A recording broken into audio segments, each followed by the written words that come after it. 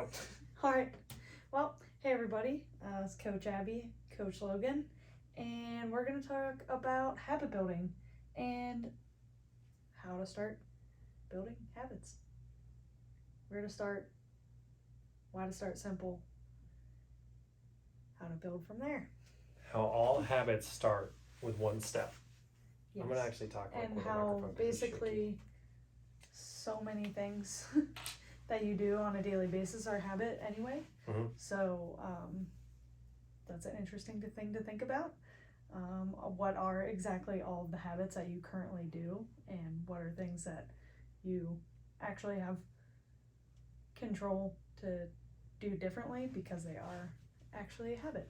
Right. So working with the principle of habit building, we're going to start with low friction, which is giving yourself the opportunity to do something that feels easy, even if it actually is kind of hard or insurmountable. You do all the things that help you build around that habit that can make it seem easy. Or even if you feel like you should be able to do more, it doesn't really matter. Right. If it doesn't feel easy, then it's going to be that much harder to, or not feel easy, seem easy. Right. So low friction is the idea of putting things in the way that help you get there. Like you're sliding down a hill, or like it's just easily obtainable. Lowering things to a better portion of the shelf. So if you're not 6'7" tall, you can't get to the top shelf above the microwave. Now you're able to just have all your things within eye view ready to go. So easy examples when people are starting to do new habits can be sort of revolving around nutrition. They can also be revolving around being more active, doing things that are healthy. There are discernible things between bad habits and good habits. We're just going to talk in the instance of good habits right now and how to learn those good habits, and then we can talk later on how to unlearn bad habits. So low friction approach, if you're wanting to go be more active, walk more, if you've never done any type of physical activity, going to the gym or doing what would be deemed like crazy, most people think crazy like CrossFit. Oh, I haven't ever worked out, I'm gonna go do CrossFit. Most people don't do that. It's not something, you have to be very secure and bold and really to take on the world to be able to do those things. So for you, the first step might be an actual first step. So being able to start walking, doing something physically active, yeah, come on now. Doing something physically active in the form of walking. If you watched our other YouTube videos, very important thing to do. So even for myself personally, I have goals that involve walking more. So how do I make it towards low friction to where I'm actually able to walk more? Example, I have the walking treadmill. So I have a walking treadmill at home. If it's the winter, I'm not going to go out. That's a very high friction thing. The colder it gets, the worse the weather is, the less opportunity you are to actually make that habit stick. So something to eliminate that, make it a little bit more or less friction, the winter would be more friction, would be that walking treadmill. And then I started thinking, oh, I really don't like to tie my shoes in the morning.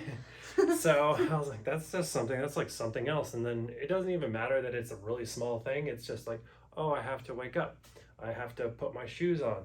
I have to put pants on. Like these are the things that by themselves as standalone ideas don't seem like much, but as we cascade into an anxious spiral where we're like, oh, I can't do it all, it's too much. Putting my pants on, tying my shoes, and walking, can't do it. So I have shoes that I just slip on. You can do Vans, you can do Kizik's is the other one. It has a drop heel and you just pop right in. So for me, that was kind of my biggest thing. I didn't want to go in the winter. I didn't want to put real shoes on as a person. Sometimes I don't even want to put like real clothes on being an adult. So if the comfort of my home is to walk on my treadmill in my underwear, that's what I'm going to do. I don't because chafing, but you get the idea. So low friction in that instance for me is just being able to go walk a little bit more. But for someone else, it could be, oh, I need to go outside and walk. It's the middle of the summer. So not saying to go buy a dog, but if you have a dog, you're more than likely to go walk that dog. So even if you're not doing it for yourself, you're definitely doing it for that animal. So having a dog, or a friend, guilt, walking buddy, pooping peristalsis pals on the trail, you'll be able to have that initial give to just go through. So keeping it low friction. If you don't have a dog, then you probably won't do it because the only person you're relying on is yourself to do it. So something you can do, have your shoes set up by the door. ready to go. You can give yourself like, oh, I'm gonna get my workout gear ready for the next day. Even if you don't utilize it, now you're setting the habit of having your stuff ready for that habit to just unfold, be very low friction. Right. So put all the tools in place to when that snap of momentum is able to take you, it's already there and ready to carry you to that end goal. So build all of the steps along the way.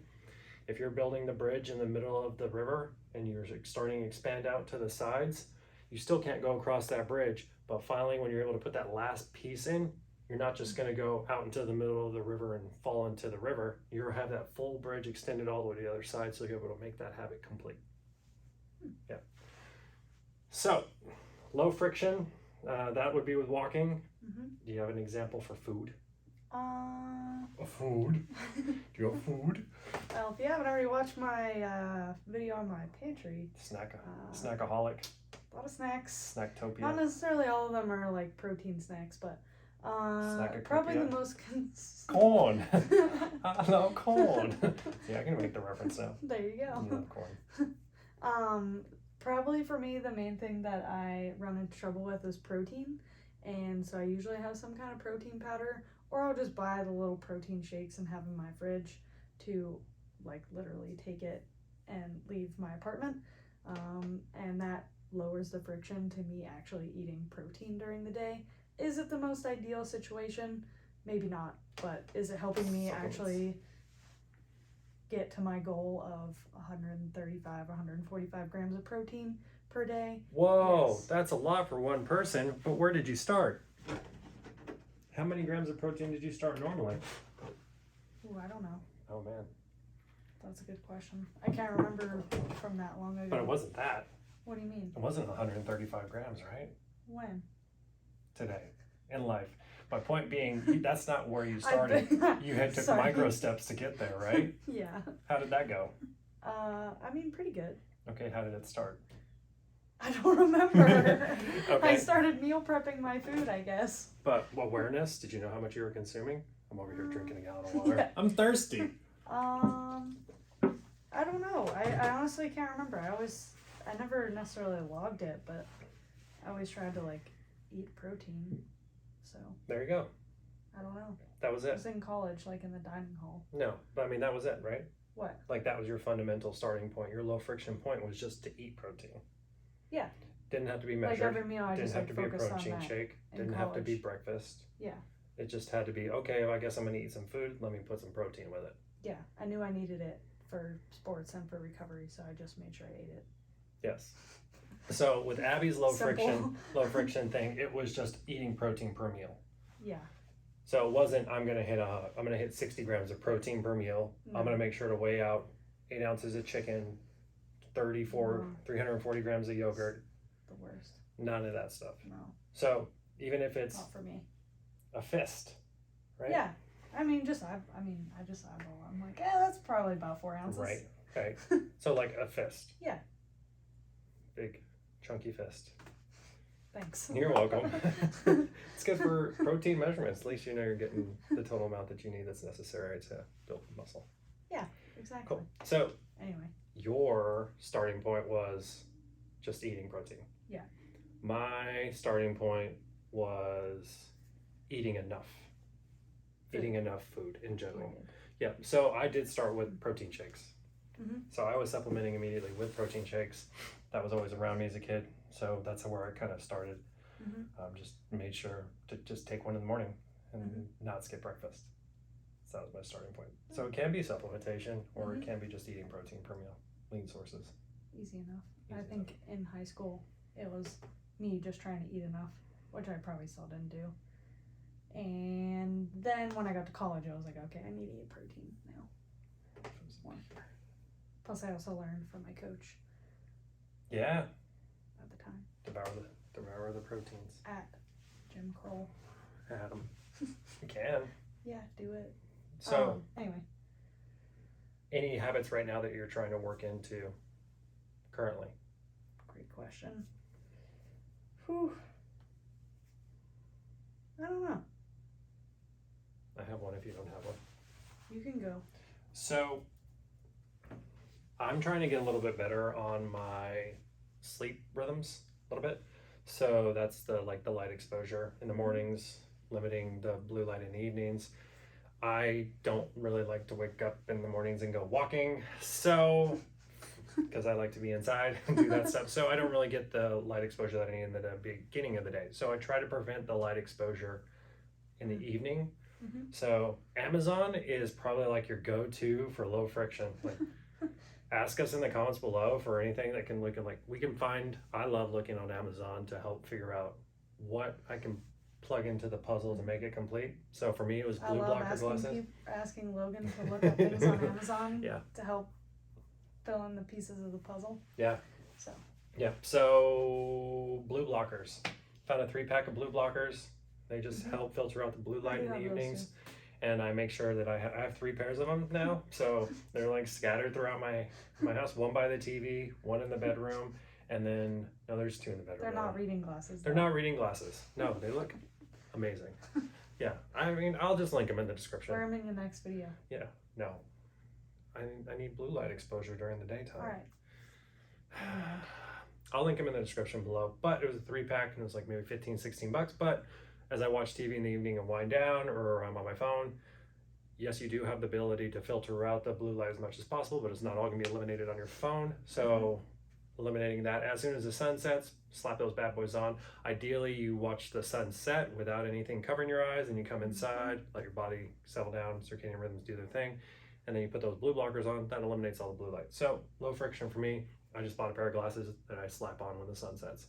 Now I don't have to go walk in the morning with the sun, because I don't do that. I don't have to catch an evening sunset walk, because I really don't do that.